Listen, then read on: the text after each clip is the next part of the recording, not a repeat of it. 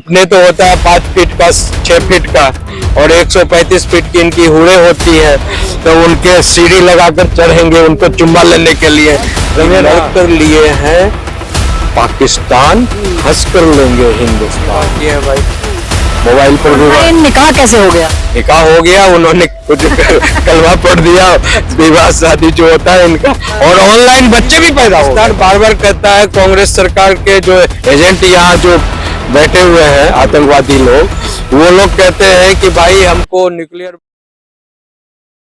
नमस्कार दर्शकों, आपकी अपनी होस्ट सुषमा आपके अपने न्यूज चैनल ओएसिस न्यूज 24 में स्वागत करना चाहेगी सुप्रीम कोर्ट एडवोकेट ध्रुव कुमार जी का। ध्रुव कुमार जी, आपका बहुत बहुत स्वागत है हमारे इस टॉक शो के अंदर। और पहलगाम अभी बहुत ही जिसको कहते हैं कि हृदय विदारक सीन से हम लोग गुजरे हैं। एक ऐसा क्षण जो जिंदगी में कभी भी किसी की में भी नहीं आए।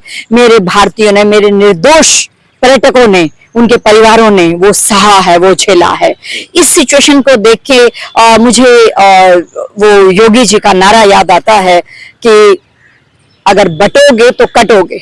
उस नारे को बड़े ही अलग तरीके से लिया गया था, लेकिन उन्होंने किस वे में उस बात को कहा था, आज वो चीज नजर आ रही है। तो मतलब वो लोग शायद एकजुट हैं और हम लोग शायद बटे हुए हैं, धर्मों में बटे हुए हैं, जातियों में बटे हुए हैं। और उन्होंने तो सिर्फ एक ही धर्म देखा, हमारी जातियां नहीं पूछी, सिर्फ धर्म पूछा। कौन सा धर्म है? हिंदू धर्म है। तार तार तार गोलियां उतार दी। क्या हिंदू धर्म ये सिचुएशन होगी हिंदुस्तान में रहते हुए? तो एक आम जनता के क्या पॉइंट हो सकते हैं, कैसे आप इस बात को अपनी टिप्पणी में देना चाहेंगे? हमारे दर्शकों को थोड़ा सा समझाइए इसके बारे में कि गवर्नमेंट ने किस तरह से इसके ऊपर एक्शन लिया है और कैसे उनकी जनसंख्या जो है वो 1947 में क्या थी और आज क्या हो रखी है। थोड़ा सा डिफाइन कीजिए इसके बारे में जी। देखिए, ये हिंदू मुस्लिम का जो झगड़ा है आज का नहीं है। भारत देश में ये मुसलमान शब्द जो आया है 800 साल पहले, जो इन्होंने एक लुटेरों कबीलों के रूप में इन्होंने अटैक किया। हाँ, चंगेज खान तो यही था। हाँ, नहीं, यहीं पर इन्होंने बाहर से आकर लूट मार किया, लोगों को लूटा पुटा कुटा, समझे, और इनके यहाँ के महिलाओं के साथ जबरन व्यवहार किया और जड़े बड़े जो अमीर लोग थे उनके धन संपत्ति को लूटा। धीरे धीरे अपनी अय्याशी किया, बढ़ाया गया। और उस समय भी जो थे, भारत देश जातीय पृष्ठ में बटा हुआ था। तो जातीय पृष्ठ में बटे होने के कारण इन लोगों की लूट कूट जो चलती थी, तो लोग सब मिलकर, I mean, they were not confronting, they were not protesting that he is killing this family, let's get together। एकजुटता नहीं थी उस टाइम में, बिकॉज ऑफ कि हम लोग जातियों में बटे। वो जो योगी साहब जो बोल रहे हैं कि बटोगे तो कटोगे, तो ये सवाल आज से 800-900 साल पहले की भी होती थी कि भारत का जो पूरा हिंदू पॉपुलेशन था, सनातन पॉपुलेशन था, वो छोटी छोटी जातियों में, बड़े जातियों में बटा हुआ था। तो बाहरी लोगों ने जब भी आक्रमण किया तो एकजुटता की कमी रहने के कारण वो सफल होते गए। और आज भी वही जो है अखिलेश, मुलायम सिंह यादव, लालू यादव और वगैरह वगैरह, चाहे बड़े ये कांग्रेस पार्टी वगैरह भी वगैरह, वही सगुफा फिर से छोड़ी हुई है, कि अपने अपने छोटे छोटे मतलब जाति के रूप में आप फिर से बटो। और ये जो अगड़ी जाति, पिछड़ी जाति, दलित जाति, SC ST में बट जाओ और सरकार मैंने हिंदुओं का पतन करो, समझे ना। मेन टारगेट यहाँ है। और इनको इंडी अलायंस को इन्हीं के लिए जो है कि देश तोड़ो, पहले की तरह कमजोर करो जाति के आधार पर, इनको बिलियंस एंड बिलियंस रुपीज बाहर से आ रहा है। बिकॉज ये जॉर्ज सोरोस नाम कर एक जो हरामी बैठा हुआ है अमेरिका में, समझे ना, ये दुनिया का वन ऑफ द रिचेस्ट आदमी है। वो अपने एक सिस्टम से, व्यापारिक सिस्टम से डेली जो है 50,000 करोड़ 1 लाख करोड़ डेली कमाता है, समझे। तो ये बिलियंस रुपीज जो इनकी कमाई होती है, और उसके खाने पीने वाला उसका कोई तो है नहीं। अब इतना पैसा है तो कहाँ खर्च करे। तो उसने एक मिशन बनाया हुआ है कि हिंदुओं का सत्यानाश करना है, पूरी दुनिया से हिंदुओं को बर्बाद करना है और क्रिश्चियनिटी और मुसलमानों को, इस्लामिक फोर्सेज को आगे बढ़ाना है। लेकिन वो तो इस्लामियों के कभी होंगे नहीं, क्योंकि क्रिश्चियन ने ही तो इस्लाम भारत में तो उन्हीं से ली थी सत्ता। देखिए, मैं आपको एक और बात बता दूं, क्रिश्चियनिटी का एक बड़ा ही पूरी दुनिया में अगर आप देखिएगा तो इनका एक सरकमफेरेंस इस तरह का है कि क्रिश्चियनिटी डायरेक्ट अटैक नहीं करता है, समझे? क्रिश्चियनिटी सिस्टम को यूज करता है। और आप देखिए, यहाँ भी देखिए, नेपाल में अभी हाल की घटना बताता हूँ, उसने क्या किया, कम्युनिस्ट को यूज किया, और जब पूरे माओइस्ट को यूज किया, हाँ, और माओइस्ट और कम्युनिस्ट को यूज कर कर जो है वहां पर जब पूरे घर मतलब पूरा देश तबाह हो गया, तो तबाह होने के बाद जो है लास्ट मोमेंट में ये लोग आए और कहे कि भाई क्या खबर है, क्या हो रहा है, हम लाओ मैं ठीक कर देता हूँ। और जो नेपाल के जितने भी एमएलए थे, एमपी थे, सबको खरीद लिया। और वहाँ जो संविधान में हिंदू राष्ट्र पहले से था, उसको हटाकर जो है उसमें धर्मनिरपेक्ष, सेकुलरिज्म और डेमोक्रेसी शब्द को जोड़ दिया गया। नेपाल की सत्ता से ये क्रिश्चियन लोगों ने ही किया, और बड़े पैमाने पर वो बड़ा ही सिस्टमेटिक ढंग से वो क्रिश्चियनिटी को प्रिवेल कर रहे हैं। मतलब बड़े बड़े चर्च तो बड़े बने ही हुए हजारों की तादाद में, और हर 10 घर के बाद आप नेपाल जाइएगा तो आपको प्रार्थना घर मिलेगा, जिसको लोग चैपल कहते हैं, चैपल। और जो ज्यादातर जो नेपाल की जो लड़कियां हैं और यंग लड़के हैं वो विदेशों में नौकरी करते हैं, तो वहाँ जो बूढ़ी माता बहनें हैं, समझे ना, या पुरुष हैं, सबको 6-6 हजार रुपया देते हैं। या जो क्रिश्चियनिटी जो ज्वाइन करता है धर्म, उसको 6 हजार रुपया, अब जवान भी हो तो कर दे। तो इस तरह से पूरे को उन्होंने पहले तो आंदोलन करवाया कम्युनिस्टों के द्वारा, और जब सिस्टम आ गया तो खुद उन्होंने कब्जा कर लिया सिस्टम को। तो इसी तरह जो है ये लोग इस्लामिक फोर्सेज को यूज करते हैं, अभी भी वो दंगा कराओ, तोड़ो फोड़ो, जब खत्म हो जाएगा तो ये आकर राज करने लगेंगे। और वही जो आप इस्लामिक फोर्सेज जो आपको सत्ता दिलाने के लिए हिंदुओं को मारा, काटा, खत्म किया, फिर उसको भी मार देंगे ये। हाँ, यही उसको भी मार देंगे वो, समझे ना। अब अभी क्या, कोई प्रूफ तो छोड़ेंगे ही नहीं ना, उसको भी मारते हैं ये लोग। तो ये बहुत दिमागी लोग होते हैं क्रिश्चियंस जो होते हैं। अभी नेपाल में भी वही हो रहा है, समझे। अभी जो है कम्युनिस्टों के द्वारा इन्होंने सत्ता पाया। अब ये लोग इस पेड़ी में है कि जो मुसलमान को अब भी वहां पर बसाया जा रहा है हर एक बॉर्डर में, कि कम्युनिस्टों को, हिंदुओं को, मुसलमान को लड़ाओ वहां पर। अभी हिंदू राष्ट्र का वहां पर बहुत प्रचलन चल रहा है, राजा को लाने के लिए, समझे ना। तो पूरी व्यवस्था को फिर से डिसॉल्व कैसे किया जाए, खत्म कैसे किया जाए।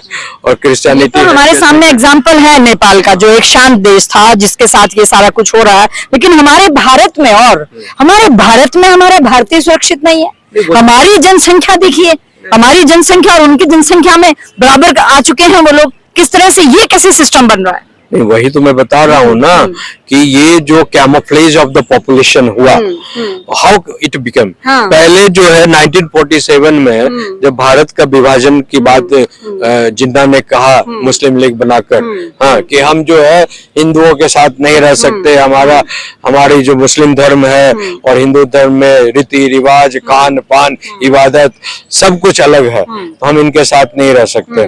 तो नेहरू भी प्रधानमंत्री बनना चाहते थे, जिन्ना भी प्रधानमंत्री बनना चाहते थे, हाँ। तो उन्होंने अंग्रेजों के साथ जो है तालमेल एक फिगर बनाया कि ठीक है, हम भारत का विभाजन कर देते हैं और तुम भी अपने मुसलमानों का प्रधानमंत्री बन जाओ, इधर जो है ये हिंदू का प्रधानमंत्री बन जाएंगे, हाँ। तो उसमें ये नेफेरियस डिजाइन ये रखा गया कि हम, तो उनका मात्र जो था उस समय मुसलमानों का 13% पॉपुलेशन था, 13%, ओके। और 13% पॉपुलेशन के दोगुना उन्होंने, जबकि 13% ही मिलना चाहिए था लैंड, लेकिन नेहरू ने इस बात को क्या किया कि उनको दोगुना लैंड दिया। 20 भारत के जो ज्योग्राफी थी उस समय उसके अनुसार 25% लैंड जो है भारत की छाती काटकर पाकिस्तान के नाम पर दे दिया गया मुसलमानों को। तब जब आप एक दो भाई हो, आपका बंटवारा हो गया और आपको आपके पॉपुलेशन के अनुसार आपको हिस्सा मिल गया, डबल दे दिया गया। हाँ, और क्या कि इस मिट्टी में हमारा भी खून है, तो तेरा खून है तो तू तो ले गया ना अपना हिस्सा। अब तो बाकी जो बचा हिंदुस्तानियों का, हिंदुओं का न बचा, बिकॉज धर्म के नाम पर ही तो तुमने लिया ना। कोई कुव्यवस्था के नाम पर तो पार्टीशन नहीं हुआ, कोई जाति पाति के नाम पर तो पार्टीशन नहीं हुआ, कोई गरीबी और अमीरी के नाम पर पार्टीशन नहीं हुआ। ये साफ तौर पर धर्म के नाम पर पार्टीशन हुआ और धर्म के नाम पर आपने भूखंड लिया। तो बाकी भूखंड आपने खुद कहा जो मेरा इस्लामिक भूखंड है, आपका जो है भारतीय भूखंड है, और भारतीय भूखंड में आप हिंदू का भूखंड है। तो जब आप खुद कहकर ये लिए हैं तो आपने इस्लामिक कंट्री बना लिया, और भारत के जो लोग हैं वो अपने ढंग से चलना चाहते हैं, हिंदू रीति रिवाज से जीना चाहते हैं, तो कहते हैं इसमें सेकुलरिज्म घुसाओ। उसमें इंदिरा गांधी भी उनके पेच में आ गई वोट के चक्कर में, जो बिकॉज बाकी जो छूट गए मुसलमान, आधे से ज्यादा मुसलमान छूट गए। ये छूट नहीं गए, मतलब इनको नेहरू ने रोक लिया कि अब जो वहां चले गए, और एक कहानी यहाँ भी फिर से रचेंगे हम लोग। और यहाँ पर जो है जानकर रचने के बाद अब यहाँ के जो मुसलमानों को इन्होंने माइनॉरिटीज के नाम पर कि ये माइनॉरिटीज है, इनको इतना ज्यादा मदद करो, इतनी ज्यादा ये दो, सिस्टम से मजबूत कर दो कि ये खुद जो है एक दूसरे देश, इस्लामिक देश भारत में बनाने के लिए तैयार हो जाए। इसीलिए उन्होंने कहा, उन्होंने उसी समय नारा दिया था, बिकॉज वो पूरे फ्यूचर को समझ रहे थे क्या होने जा रहा है। उन्होंने कहा था कि लड़कर लिए हैं पाकिस्तान, हंसकर लेंगे हिंदुस्तान। उन्होंने नारा दिया था जिस दिन डायरेक्ट एक्शन डे हुआ था कलकत्ता में, लाखों हिंदुओं को कत्ल किया गया था, बुचर्ड किया गया था मुसलमानों ने चुन चुन कर। अभी जैसे कश्मीर पहलगांव में हुआ, हिंदू पूछ पूछ कर मारा गया, उसी तरह जो है 1947 में हुआ था। समझे ना, ट्रेन काट के भेजी गई। हाँ, तो ये है वही सीन को फिर से डायरेक्ट एक्शन डे, फिर से एक्शन को ये लोग चाहते हैं कि हर एक गांव, हर एक जिले में भारत के ये स्टार्ट हो, समझे। और ये लोग जो है उसकी तैयारी ऑनलाइन विवाह से स्टार्ट किया, समझे। हाँ, अब आपको बता दें कि भारत में 5 लाख से ज्यादा हमारे यहाँ पाकिस्तानियों से शादी की हुई महिलाएं हैं, समझे। 5 लाख से ज्यादा महिलाएं हैं। तो वो अपने पाकिस्तान गई है कि नहीं? नहीं, अब तो बताता हूँ आपको आगे की स्टोरी ना। और पाकिस्तान में 90% कुछ तो जाकर कर ली या कुछ आकर यहाँ कर ली है, और 90% महिलाएं जो कह रही हैं, उनका इंटरव्यू हुआ है पूछताछ में, तो बोल रही है तो हम तो ऑनलाइन विवाह किए हैं भाई, मोबाइल पर विवाह। निकाह कैसे हो गया? निकाह हो गया, उन्होंने कुछ कलमा पढ़ दिया, विवाह शादी जो होता है इनका, और ऑनलाइन बच्चे भी पैदा हो गए भाई। एक बच्चे जो एक महिलाओं को, किसी को 10 बच्चे हैं, किसी को 5 बच्चे, किसी को 7 बच्चे हैं। तब तो ये तो भारत सरकार भी को सोचना पड़ रहा है, वर्ल्ड जेनेटिक सेंटर को सोचना होगा कि भाई जहाँ जिसका पॉपुलेशन नहीं है देश का, वो पॉपुलेशन में मुसलमानों से जो है पाकिस्तानियों से कैसे बढ़ाया जाता है, सीख लो कि ऑनलाइन ही बच्चे पैदा करवा देते हैं ये, समझे ना। तो ये ऑनलाइन बच्चे पैदा कर अभी सारे जो है उनकी संख्या 25 लाख से ज्यादा हो गई है।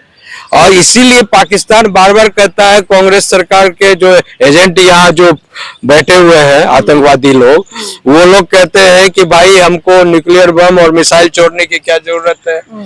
हमारे तो एक आदमी जो है, ये जो भारत में बैठा हुआ है हमारा, वो सारा न्यूक्लियर बम बैठा हुआ है, फिदाइन बैठा हुआ है। फिदाइन समझ रही है ना, फिदाइन मतलब अपने शरीर में बम बांधकर मर जाना। हाँ, कहीं भीड़ भाड़ है, कहीं बस में घुस गए, कहीं ट्रेन में घुस गए, शरीर में बम बांधकर ब्लास्ट कर मर गए। और मर्द मरा तो हमें तो 72 हूर मिलेगी जो, 135 फीट की हुड होती है, उनके मौलाना बताते हैं। तो उनके अब अपने तो होता है 5 फीट का, 6 फीट का, और 135 फीट की इनकी हुड़े होती है। तो उनके सीढ़ी लगाकर चढ़ेंगे उनको चुम्मा लेने के लिए, समझे ना, हुड़ों को चुम्मा लेने के लिए उनको सीढ़ी, भारत सरकार को सीढ़ी भी बनाकर देना होगा, समझे। अब ये सारा सवाल है। दूसरा जो इनका है वक्फ बोर्ड का चक्कर ये है कि भाई जब तुम भारत की संपत्ति हो गई, भारत का, तुमने अपना जमीन जगह मकान दुकान जो भी रुपया पैसा जमीन ले लिया, चला गया, तो बाकी जो चीज है भारत की है, तो भारत